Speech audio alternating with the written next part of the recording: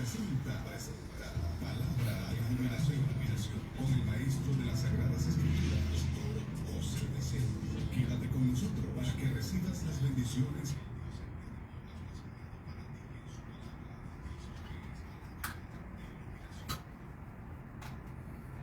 Bendiciones. De nuevo el maestro José Briceño, transmitiendo, exponiendo, presentando las verdades del reino eterno. Pero oiga, la verdad verdadera, la verdad absoluta. En una ocasión me preguntó una persona, uno de mis seguidores, de los que siguen la palabra, yo quiero que sigan la palabra, no el maestro Briceño. Me preguntó, maestro, ¿usted cree tener la verdad absoluta? Y le dije, sí. Y me dijo, ¿y usted es Dios? Digo, no. ¿Y por qué me responde que sí, usted cree tener la verdad absoluta? Le dije, el problema es que tú no estás malentendiendo la respuesta porque creo que no supiste hacer la pregunta. Si me hubieses preguntado que si yo tengo toda la verdad absoluta, te digo que no, porque toda la verdad absoluta la tiene Dios. Nadie más. Él conoce todas las cosas, Él no se le escapa nada. Pero me preguntaste que si yo tenía la verdad absoluta, te dije que sí. Es decir, Dios se ha encargado de entregarles iluminación de lo que está escrito en revelación, de lo que se escribió por inspiración, de entregarle parte de esa verdad absoluta a quienes escogió en el ejercicio, para el ejercicio de cualquiera de los 5 ministerios: apóstol, profeta, evangelista, pastor o maestro. En mi caso, Dios se ha encargado mediante el Espíritu Santo, en mi responsabilidad, en mi entrega, en mi dedicación de estudiar, indagar, darle tiempo al estudio de la palabra, a la vida de intimidad, a la oración, apartarme para el texto sagrado, en la investigación.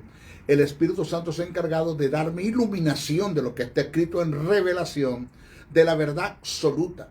De modo que tengo parte de esa verdad absoluta, no toda, parte. Porque oiga bien, presta atención.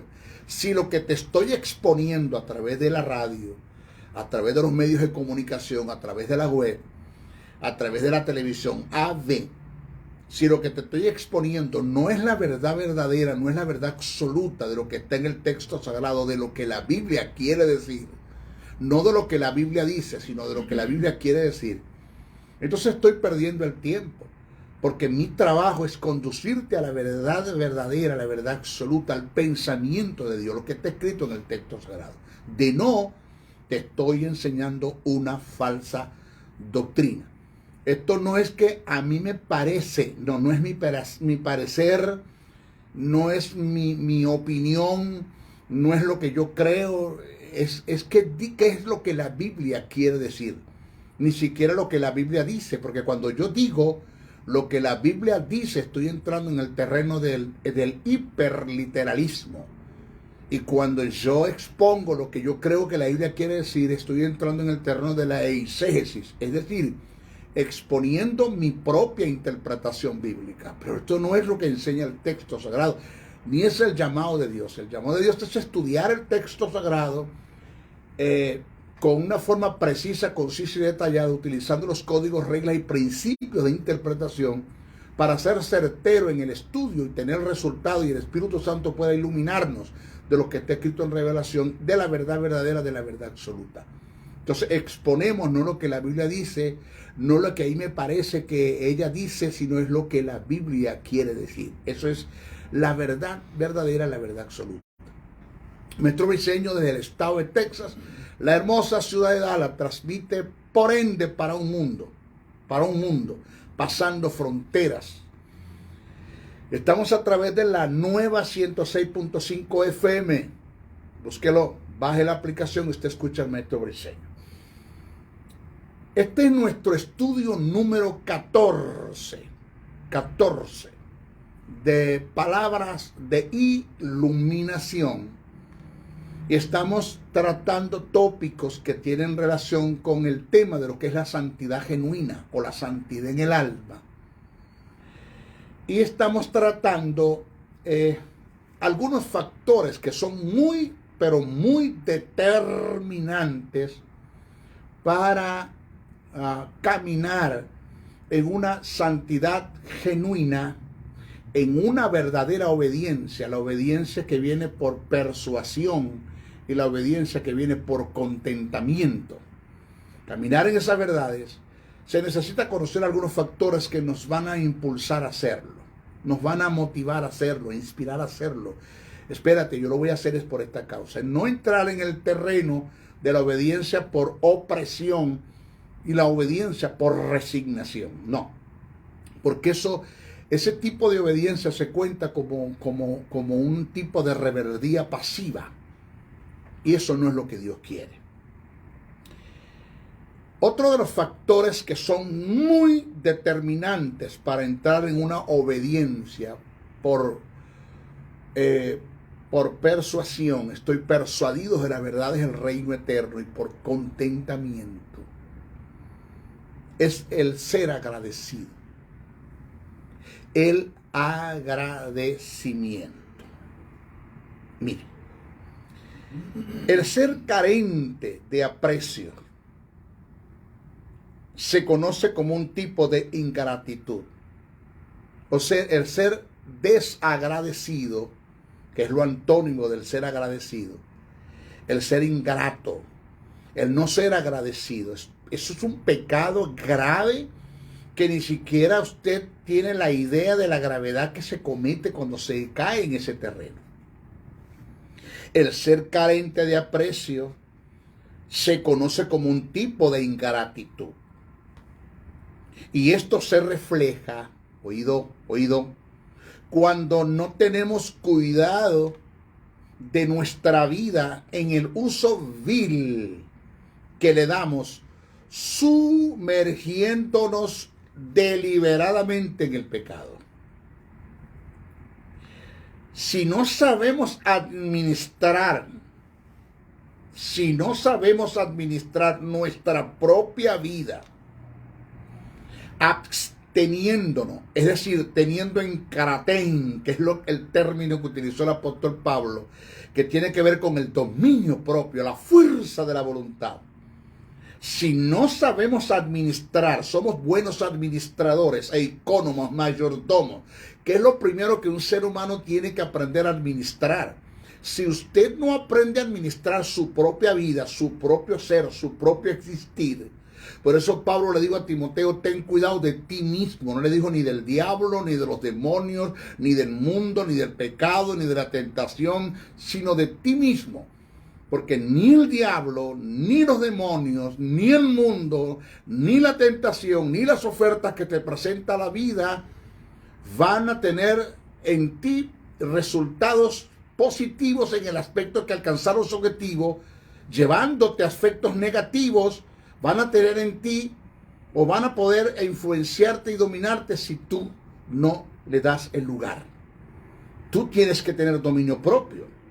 Entonces, si no sabemos administrar nuestra propia vida, absteniéndonos de todo tipo de pecado para agradar a Dios, no, negativamente no somos gratos para ser honrados por Él y recibir la abundancia que hemos heredado del reino de la luz. Escuche bien y présteme usted atención.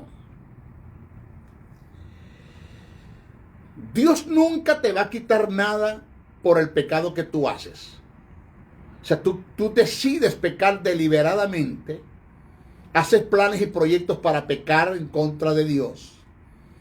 Tú no tienes respeto por lo sagrado. A ti no te importa el conjunto de la deidad, ni Dios Padre, ni Dios Hijo, ni Dios Espíritu Santo. Para ti eso no tiene valor, porque cuando tú haces planes y proyectos para pecar, eso es lo que estás diciendo. Tú no tienes respeto por lo sagrado, para ti esto no tiene valor. Cuando tú caes en ese terreno y caes en el pecado más sucio, más horrendo de este mundo en la cual puedes caer, olvídate que Dios te va a quitar lo que ya te entregó en relación a tu bendición. Óigame, a lo que ya te entregó. A lo que ya te entregó. Pero el estar en ese tipo de pecado, premeditación y alevosía, haciendo planes y proyectos, dándole un mal uso a la vida que Dios te dio, a la justicia que impartió en ti, a la vida que Dios te dio, a esa relación que recibiste de Dios como hijos de Dios. Tú eres hijo de Dios, Dios es tu Padre. Toda la herencia y todo el legado que tú recibiste por causa de eso se va a detener. Restas la posibilidad de seguir recibiendo las grandes bendiciones que vienen de parte de Dios, de tu herencia desde el punto de vista posesional. Porque posicional somos bendecidos con toda bendición espiritual. O sea, posicionalmente nosotros somos bendecidos con toda bendición espiritual. Eso está allí.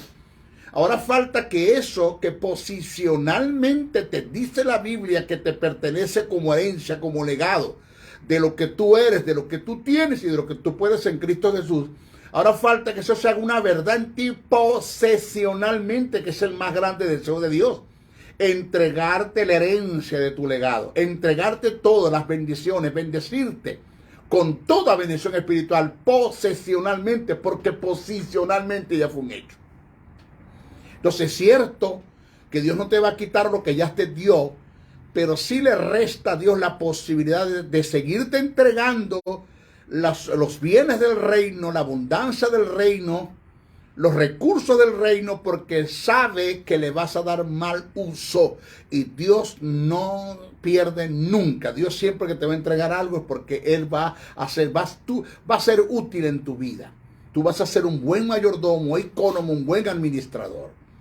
Entonces, cuando nosotros, la vida que Dios nos ha dado, este cuerpo que tenemos, se lo prestamos al pecado, o lo utilizamos en el pecado, pues señores, somos ingratos, entramos en el terreno de lo que llaman acaristo, que es el término que utilizó el apóstol Pablo. Por eso Pablo dijo que no prestemos nuestros cuerpos como instrumento de injusticia, y la palabra instrumento que utilizó el apóstol Pablo allí es la palabra armas. Armas. Lo que quiso decir Pablo fue: no prestes tus cuerpos al diablo como instrumento de injusticia, sino presenta tu cuerpo en las manos de Dios como instrumento de justicia para deshacer las obras del diablo. Nuestro propio cuerpo es un instrumento tanto en las manos del diablo para nuestra propia destrucción y destruir a otro, como en las manos de Dios para nuestro propio beneficio y establecer su reino en la tierra y destruir y deshacer las obras del diablo. Óigame, uno de los pecados de omisión que la mayoría de los cristianos, hijos de Dios, cometen en contra de su Padre eterno, de Dios, es la ingratitud. El término que aparece en las Escrituras para hacer referencia al ente o a la persona que está envuelto en este pecado es ingrato. Ingrato, del griego acaristo, A-C-A-R-I-S-T-O, acaristo, que indica desagradecido, carente de aprecio, carente de aprecio. Entonces, desde el punto de vista etimológico, la ingratitud se refleja cuando le damos mal uso a la vida de Dios en nosotros. La ingratitud está en no entender que la vida que mora en nosotros, la justicia que Dios puso en ti, la vida que Dios puso en ti, que vino por la justicia, y que la justicia y la vida te dan una relación con Dios porque te llevó a un terreno de regeneración, fuiste regenerado, que el término regeneración significa volverte al género original en la que estabas antes de caer en Adán. Eso es regeneración. En mejor posición estamos. Ese estado de regeneración te dio una relación, el cual pasaste a ser hijo de Dios. Entonces la ingratitud está en no entender que la vida, la justicia, la vida, nuestra regeneración, nuestra relación, eso que mora en nosotros, tiene un valor y tuvo un costo muy alto. Esto tiene que ver con Getsemaní, Usted me está agarrando de un Cristo en el Getsemaní que fue exprimido. El Getsemaní fue una prensa, eso significa el término Getsemaní, prensa de aceite, fue como una prensa por la cual Jesús pasó en Getsemaní. Tiene que ver con el Via Crucis, con todo lo que Jesús pasó. Las flagelaciones, 120 latigazos le dieron a Jesús sobre sus espaldas, con látigos que en la punta tenía pedazos de hueso de metal, y que cuando caía en la humanidad alaban el látigo y rasgaban la carne. Le colocaron una corona de espina, de una espina de un tipo de planta que succionaba la carne, y se cree, algunos investigadores creen que a Jesús le pudieron haber quitado la corona 3 veces y 3 veces se la pudieron haber puesto otra vez. Además de eso, de cargar un madero que pesa aproximadamente 70 kilos hasta 1 kilómetro fuera de Jerusalén al Gólgota, llegar allá el madero, porque Jesús no cargó una cruz. Jesús cargó fue un madero que se llama el estauron, y el patibulum estaba clavado en el monte del cráneo de la calavera, y clavando el estauron con el patibulum formaban la cruz. Jesús cargó un madero, el cual Simón de Cireneo, Jesús le ayudó a Jesús a cargar. Y no fue que le ayudó voluntariamente, es que lo llevaron y lo obligaron los soldados romanos a tomar esa cruz o a tomar ese madero y cargarlo. Cargar ese madero hasta fuera de Jerusalén, al monte del cráneo de la calavera, después de ser torturado, trasnochado, porque pasó toda la noche siendo juzgado, del César, de Pilato al César, del César al Sanedrín, del Sanedrín. Eso pasó Jesús toda la noche de trasnochado, con hambre, sed, torturado, cargó la cruz, cargó el madero, debo decir, llega hasta el Gólgota, abre sus brazos, lo clavan con clavos que medían aproximadamente hasta 3 y 4 pulgadas mira, eran los clavos cuadrados con punta de Roma, punta bola, y atravesaban las muñecas de Jesús hasta llegar a otro lado de la madera. Después guindarlo, estar 6 horas allí. 6 horas allí. El Padre lo abandona, carga sobre él la enfermedad, carga sobre él la maldición, carga sobre él el pecado. Todo eso pasó con Jesús para que se dieran ciertos incidentes en la cruz del Calvario, el cual se operaron en nosotros como la redención, los tipos de redención, agorazo, hexagorazo, lutros y apolutros, y 4 tipos de redención. Se dio la remisión, se dio la propiciación para llevarnos a un estado de regeneración, para ser hijos de Dios, impartirnos justicia, impartirnos vida, y eso a nosotros no nos interesa. O sea, eso a ti te resbala eso. Eso a ti te resbala, porque eso, como no fuiste tú el que tuviste en el Getsemaní, no fuiste tú el que llevaste el madero, no fuiste tú el que te clavaron, no fue a ti que te pusieron la corona de espina, no fue a ti que tuviste en una cruz 6 horas, no fue a ti que abandonó el Padre, no fuiste tú el que fuiste a la parte más baja de la tierra, tú no pasaste por todo eso, a ti eso no te importa, eso a ti te resbala, a ti tú no tienes respeto por lo sagrado. Ese es el terreno de la ingratitud. De eso es lo que estamos hablando. Cómo tú eres una persona de confianza para Dios. Cómo Dios te puede entregar los valores del reino. Todo lo que Dios quiere hacer. Cómo te puede Dios ascender y promover. Que el ascenso tiene que ver con niveles de autoridad y la promoción tiene que ver con la expansión hasta donde Dios te quiere llevar. Cómo Dios puede hacer de ti, utilizarte o llevarte, usarte como un vaso útil si tú eres un vaso de deshonra.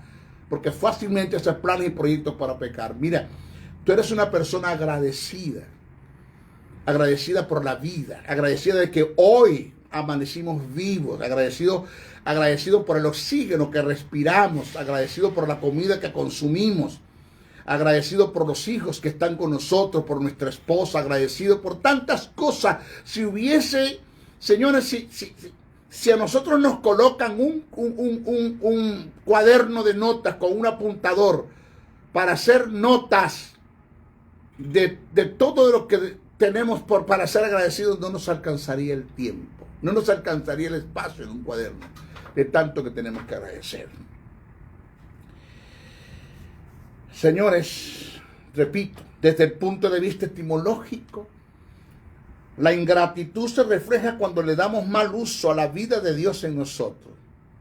La ingratitud está en no entender que la vida que mora en nosotros tiene un valor y tuvo un costo muy alto. El caer en el pecado deliberadamente es una forma de entrar en el terreno de la ingratitud al no darle el valor y el aprecio que se merece el alto costo que tuvo nuestra salvación. Costo en la cual se derramó una sangre, ya lo dije, y se entregó una vida llena de sufrimientos. Pero yo soy agradecido. Y esta es una de las cosas que me impulsa a mí a ser santo ante Dios. Yo estoy agradecido. Estoy agradecido de Dios haberme librado de 2 enfermedades terminales, que por ende, para la ciencia médica, usted no tiene cura. Así. O sea, vaya a su casa a morirse. Punto. Eso me llevó a un estado de depresión, como usted no tiene una idea. No dormía, no comía. Todas las noches para mí eran fúnebres. Adiós, mundo cruel, me voy a morir. Voy a dejar a mi esposa, voy a dejar a mi hijo solo. En ese tiempo nomás que tenía a José Graviel, no a mi niña María Graviela, pero tenía solamente a José Graviel. Y escuché la voz de Jesús cuando me dijo: ¿le crees al diablo y te mueres o me crees a mí y vives? Punto. Así. Pero es que los exámenes, no importa lo que digan los exámenes. Es que el médico, no importa lo que diga el médico. Lo que ellos dicen y lo que el examen registra es una verdad, pero es relativa, está sujeta a cambio. Hay una verdad que es absoluta, que es mi verdad, que dice que por mis heridas tú fuiste sano. Yo creí esa verdad. No fue fácil luchar en contra de los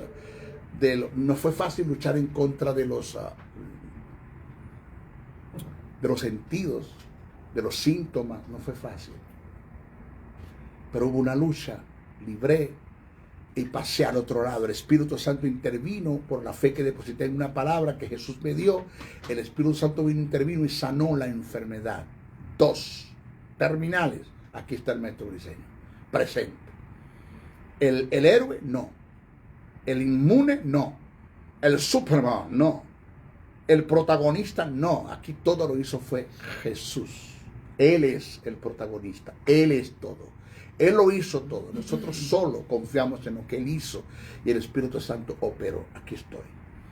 Tengo mucho que agradecerle a mi Dios. Y por eso cuando Satanás me presenta la oferta en la tentación,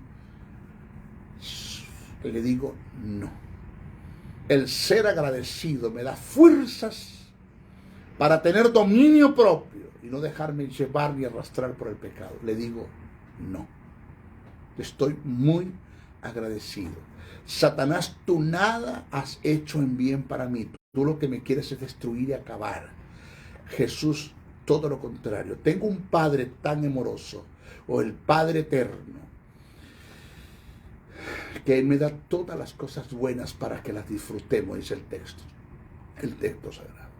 Fácilmente le digo no a lo que Satanás me ofrece en las ofertas. Pero ¿qué me lleva fuerzas para decir no? Además del amor que siento por Dios, el principio de honra que quiero siempre honrarlo en todo lo que hago, el ser agradecido. 24 horas al día estoy agradecido de todo lo que me ha dado. Esta cuarta virtud, o cuarta razón, porque la gratitud es una virtud, la honra es una virtud, el amor es una virtud, pero esta es una razón, que las primeras 3 no dejan de ser razones, pero son virtudes: el amor, la honra, el agradecimiento. Pero esta es una razón y fuerte para decirle no al pecado y caminar en una vida de santidad que es genuina. Porque emana de una vida de sumisión, de sujeción, que me condujo a la entrega de una voluntad para estar en el terreno de la obediencia. ¿Y sabe por qué obedezco? Porque estoy persuadido y lo hago con mucho placer y con mucho contentamiento. Cuarta razón, por propósito. Preste atención ahora a lo que le voy a decir. No se me distraiga. Óigame bien esto que le voy a decir. Por propósito. Hay un libro que se llama Vidas con propósito. Y es una verdad. En una ocasión hablé acerca de ese libro, desarrollé una verdad muy buena acerca de ese libro. No tengo tiempo para entrar en él. Vidas con propósito. Déjeme decirle algo. Nadie, y cuando digo nadie es nadie, nació con propósito. Así. Usted nació para un propósito. Óigame, nació para un propósito. El propósito no vino con usted. El propósito está en Dios y lo quiere desarrollar en usted. Nadie nace con propósitos. Usted nació para un propósito. Una vez que usted está en la iglesia, ya usted es hijo de Dios. Usted forma parte del cuerpo de Cristo.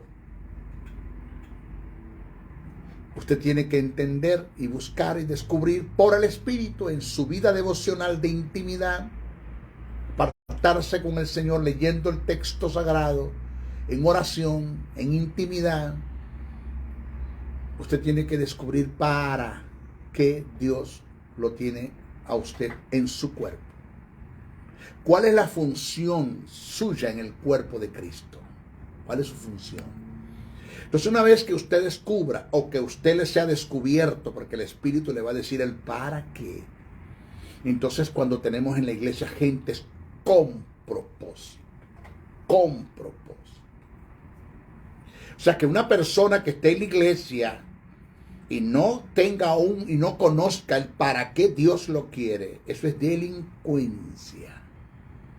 Así, usted no tiene visión, usted no va a tener una misión, usted no va a ser dirigido por el Espíritu, usted no va a ser enviado, usted está como los nómadas, usted está como un barco a la deriva, sin rumbo, sin dirección. Usted tiene graves problemas. O sea, usted vulgarmente, con el respeto que usted se merece, si usted está en la iglesia y usted no sabe para qué Dios lo tiene en la iglesia, y si descubrió no está funcionando en eso, ese es un tipo de delincuencia. Así de sencillo. Óigase bien lo que le voy a decir ahora. Por propósito. Una de las cosas que yo cuido mucho es el propósito de Dios en mi vida. Y el pecado, el vivir una vida en el pecado, y más cuando se hace planes y proyectos, cuando se peca con premeditación y alevosía, es atentar en contra del propósito de Dios. Usted puede ser desechado para Dios. Usted puede ser desechado por Dios para su propósito eterno. No estamos hablando para la salvación es otra cosa.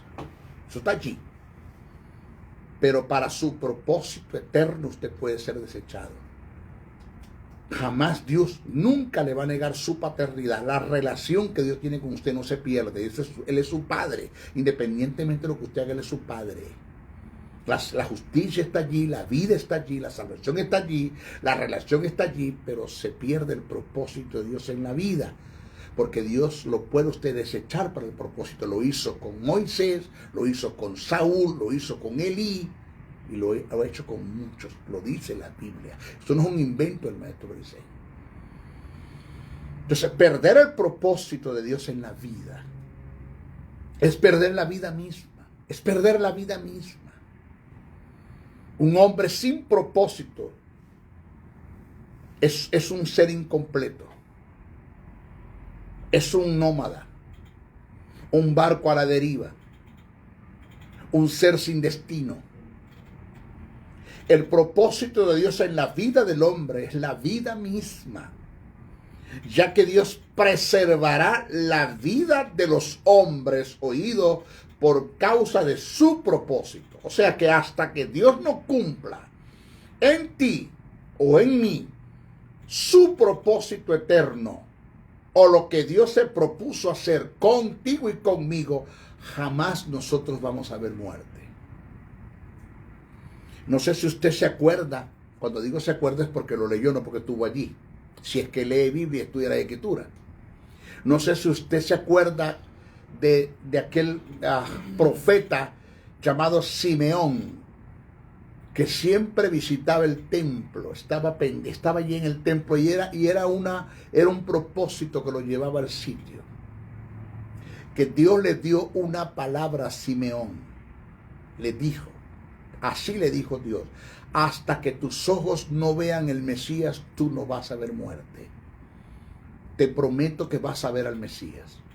Y cuando llevaron a Jesús a circuncidarlo y a presentarlo en el templo, la Biblia dice que Simeón tomó al niño en sus brazos. Y esta fue la oración de Simeón. Señor, despide a tu siervo en paz, porque conforme lo has dicho se ha cumplido, que hasta que mis ojos no vieran el Mesías, yo no podía ver muerte. ¿Usted está oyendo bien eso? ¿De qué usted me está hablando? Que aquí está la fuerza, la vida, el significado, la sustancia de entender el propósito de Dios en tu vida y mantenerte en él. Porque hasta que Dios no cumpla en ti lo que Él dijo que iba a hacer, tú no te vas a morir. Tú no puedes ver muerte. La muerte de Jesús estaba en la cruz. No cuando lo quisieron apedrear, en la cruz.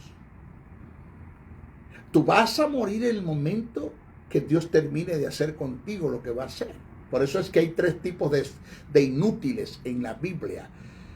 El que no hace lo que Dios le mandó a hacer es inútil, porque no hizo lo que Dios le mandó a hacer. 2. El que hace lo que Dios no le mandó a hacer, ese es otro tipo de inútil, porque está haciendo lo que Dios no le mandó a hacer. ¿Y sabe cuál es el tercer inútil? El que hace lo que Dios le mandó a hacer. Maestro, el primero lo entiendo, el segundo también, pero es que el tercero no lo entiendo. ¿Cómo es que yo soy inútil si es que hice exactamente lo que Dios me mandó a hacer? Porque cuando Dios termine de hacer en ti lo que Él dijo que iba a hacer en la tierra, tú eres inútil, para más nada te necesita en la tierra. ¿Qué te toca? Morir. Así, morir. Le pides a Dios 15 años más de vida, Él te los podrá dar, pero ya yo terminé de hacer contigo lo que voy a hacer, punto. Señores, la vivencia en lo que hemos aprendido en los principios de Dios, nunca se le olvide esta verdad, presta atención. La vivencia en lo que hemos aprendido en los principios de Dios es un factor muy determinante para mantenernos en el propósito del Eterno y conducir a otros a la perfección y a la consolidación.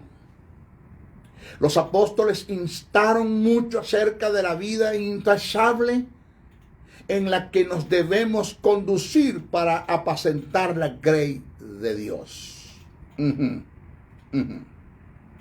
Usted quiere que Dios cumpla en ti su propósito, viva una vida apartada para Él. Tenga sentido de traslado. Entienda que usted fue trasladado de las tinieblas a la luz, que usted nada hace en las tinieblas. Tenga sentido de propósito, tenga sentido de conveniencia, entendiendo que todas las cosas le son lícitas, pero que no todas las conviene. Oído.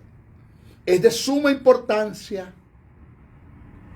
en el sistema del reino de Dios el ser perfeccionados para mantenerse en el propósito del Eterno y ser ascendido y promovido en su reino.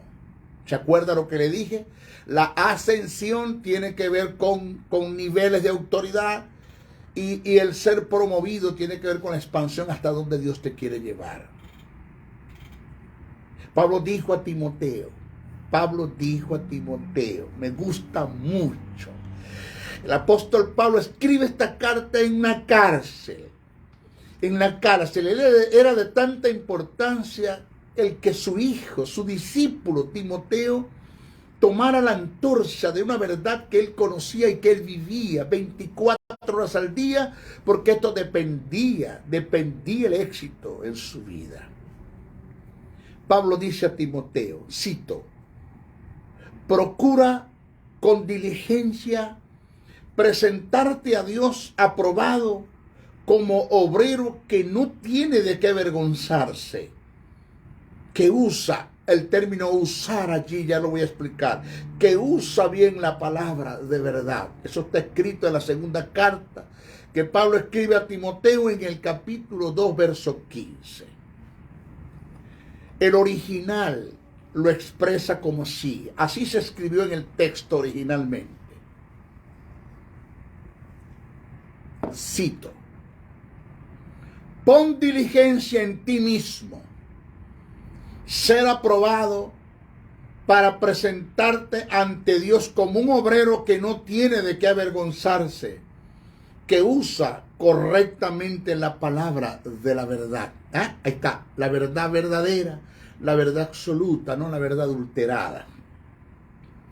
El término procurar, oído, que se utilizó en el griego, que Pablo utilizó ahí en su carta, en el griego koiné, da la idea de la diligencia, el apresurarse, ser celoso, con un arduo deseo, con una intensa pasión, entre otras cosas.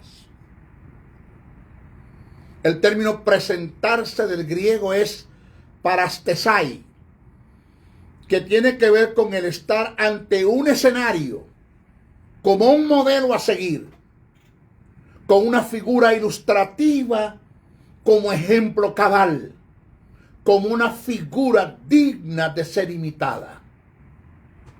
El término aprobado viene del griego dokimos, que describe lo que fue hallado apto, útil para el servicio. Este término aprobado es utilizado para hacer referencia al oro o a la plata que por el fuego han sido purificados de toda aleación y que al ser analizado minuciosamente después de dicho proceso queda apto y útil para ser presentado en el mercado.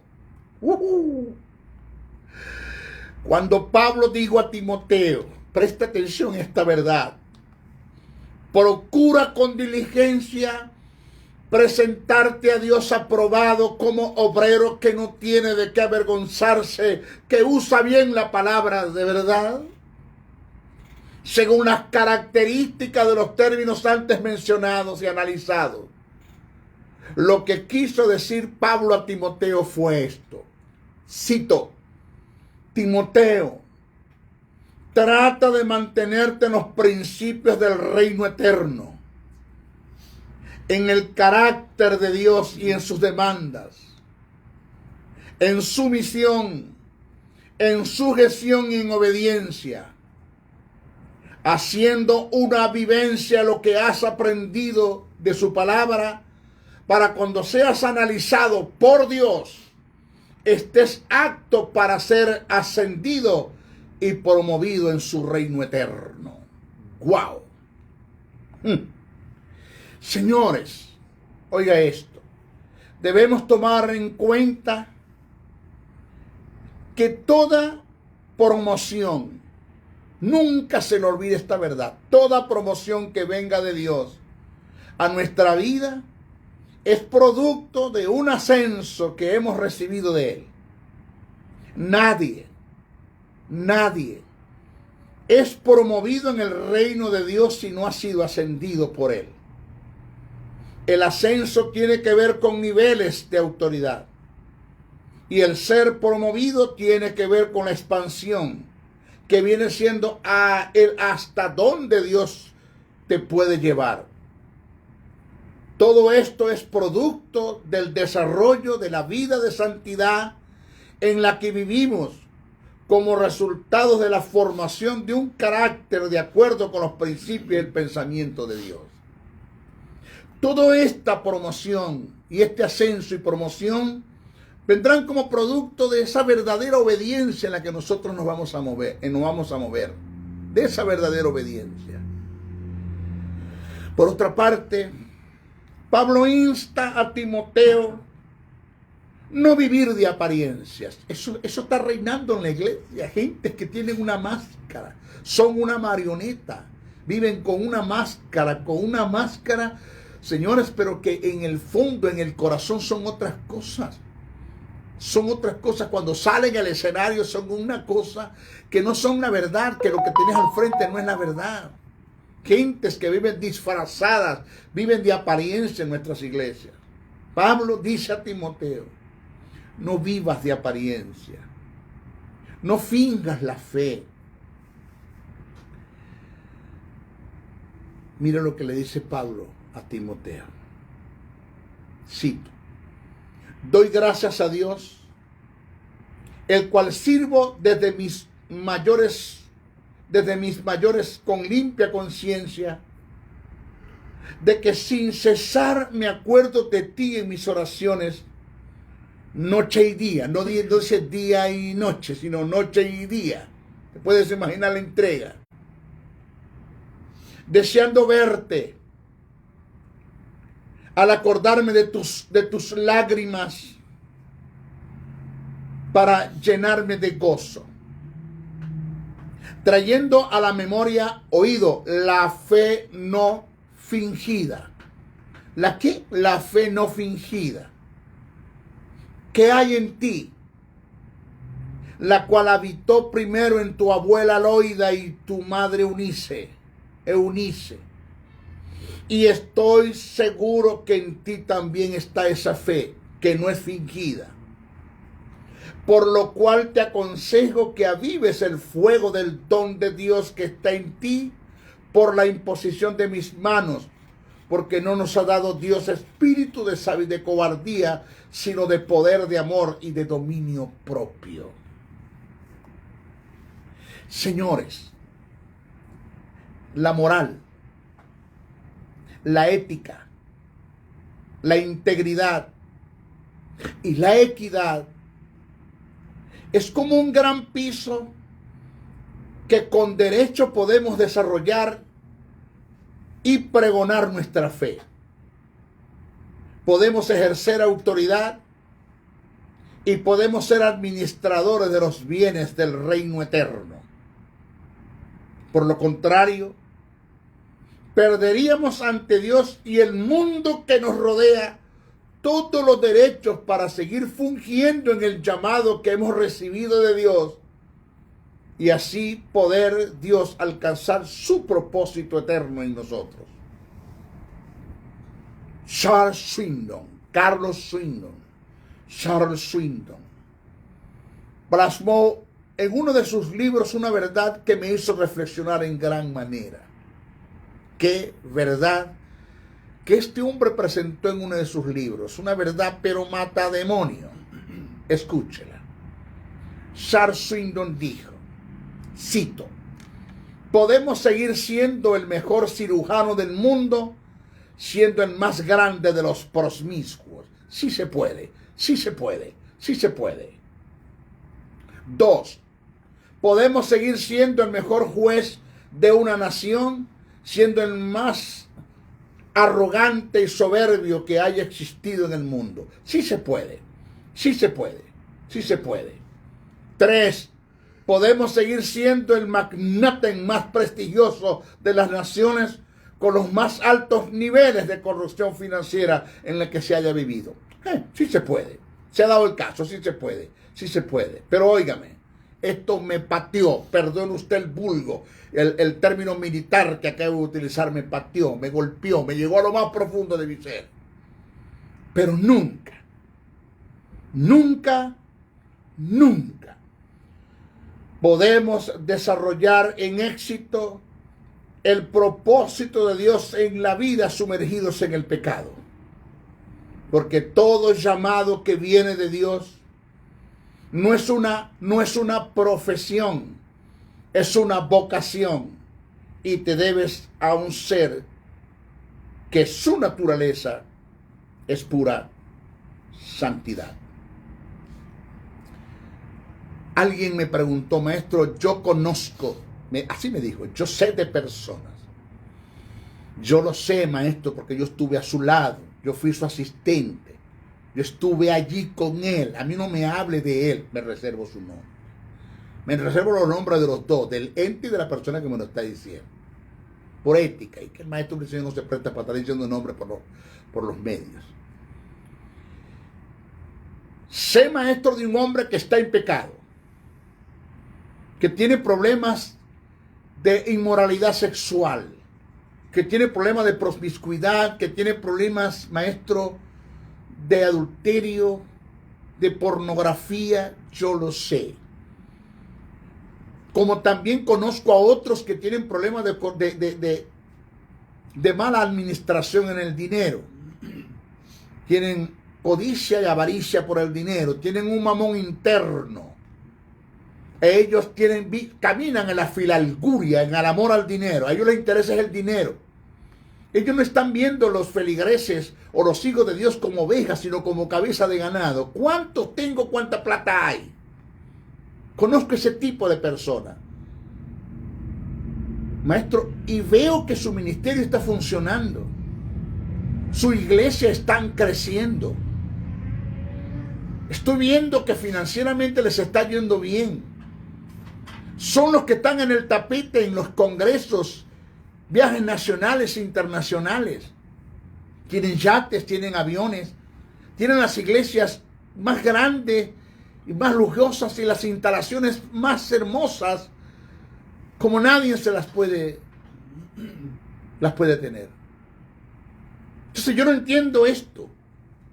Si necesitamos que para que Dios desarrolle en nosotros su propósito eterno y Dios haga en nosotros su perfecta voluntad dentro de su obra, para ser ascendidos y promovidos en el reino, que no tengo problemas con aceptar eso, maestro, pero porque esta gente que viven de una máscara, que son unas marionetas, que son unos payasos, que viven con una careta,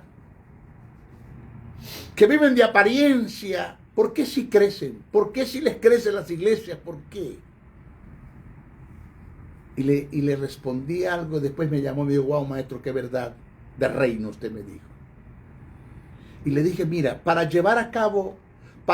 poder llevar a cabo la perfecta voluntad de Dios, haciendo su obra, y que Dios cumpla en nosotros su propósito eterno, se necesita, además de vivir una vida de santidad, apartado para el Señor, una vida de fe, sometido a las autoridades, cumpliendo con los principios del reino eterno. Además de eso, se necesita de la gracia. La gracia de Dios.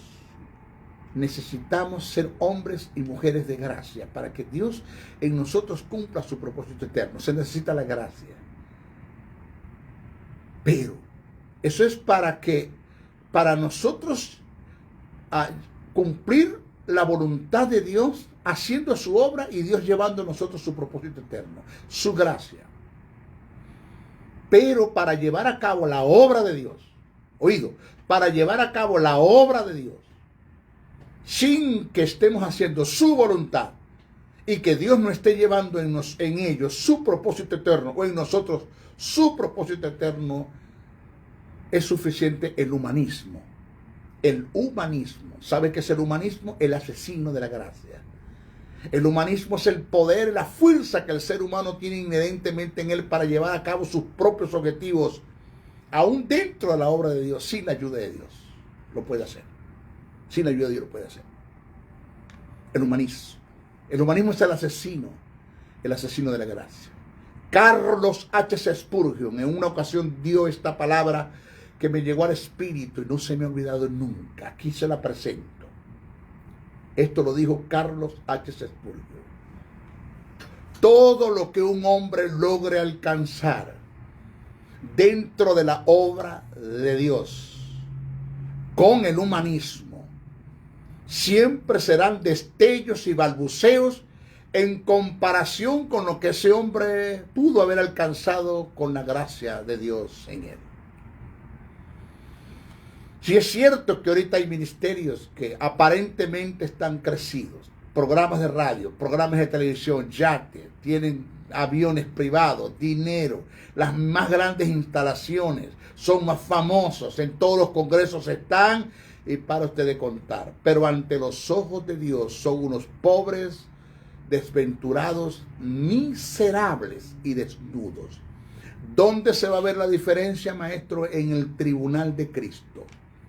Cuando Jesús les pregunte, denme razón de lo que le mandé a hacer, y ellos empiecen a presentarle a Jesús todo el aparataje, lo que ellos hicieron en el humanismo, lo que ellos alcanzaron con sus propias fuerzas, compitieron, codearon, mintieron, trampearon, que no hicieron. Jesús le va a decir, eso fue lo que ustedes hicieron. ¿Dónde está lo que yo les mandé hacer? Así. Es allí donde usted va a ver la gran diferencia. ¿Dónde? En el tribunal de Cristo. Señores, no te engañes. No nos engañemos. Dios no puede ser burlado. Lo que tú y yo sembramos, o sembremos, vamos a recibir. Siembras cacao, vas a cosechar cacao. Siembras café, vas a cosechar café. Andas mal, las cosas te van a salir mal. Dios no te va a apoyar en lo que estás haciendo. En Dios no hay atajos como para caerle adelante a Dios. Le cae adelante a Dios. No existe eso. Dios no puede ser traicionado. Él sabe todas las cosas. El pecado es como un gran peso que nos resta velocidad en la carrera en relación al propósito de Dios. Y en algunos casos te puede eliminar del propósito divino. Pablo, como escritor, describe esto como una advertencia en la carta a los Corintios. Mira lo que dice Pablo. 1 Corintios capítulo 9, verso 24-27. Dice, ¿no sabéis que los que corren en el estadio todos a la verdad corren, pero uno solo se lleva el premio? Corred de tal manera que lo obtengáis. No todo aquel que lucha de todo se abstiene.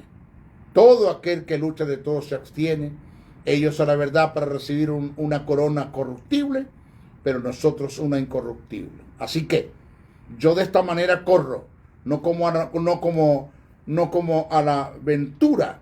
De esta manera peleo, no como quien golpea el aire, sino que golpeo mi cuerpo. Aquí está. Y lo pongo en servidumbre. Aquí está. Dominio propio, en Cratén. No sea que habiendo sido heraldo para otro, yo mismo venga a ser eliminado. ¿Para qué? Para el propósito eterno. El término yo mismo tiene que ver con una autoeliminación. No se da a la eliminación que viene de parte de Dios. El término eliminado que Pablo utilizó en forma personal en referencia al ejercicio del ministerio es adoquino, que indica rechazado, reprobado por su mal testimonio, con pérdidas de recompensa eternas en el tribunal de Cristo.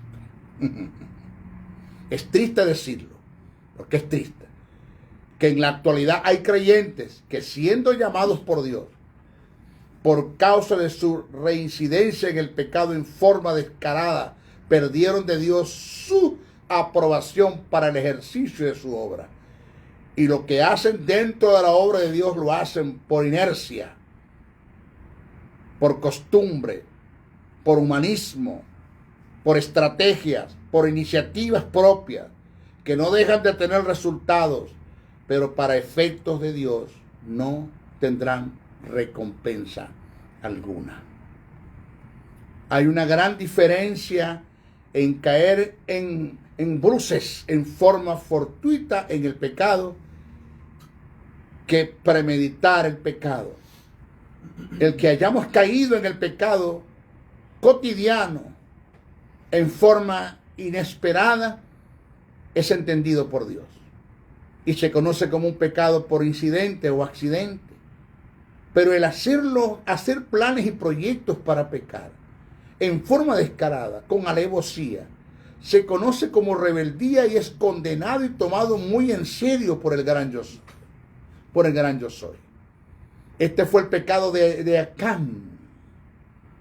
el cual premeditó y mantuvo oculto su error.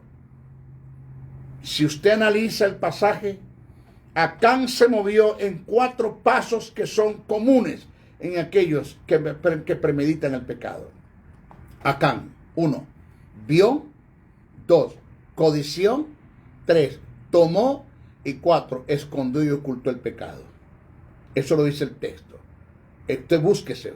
Josué, el capítulo 7, versos 20 al 21. Josué, búsqueselo bien. Dice, y Acán respondió a Josué diciendo, verdaderamente yo he pecado contra Jehová, el Dios de Israel, y así he hecho. Pues vi entre los despojos un manto babilónico muy bueno y 200 siclos de plata en lingotes de oro de peso de 50 siclos, lo cual codicié y tomé. Vi, codicié y tomé.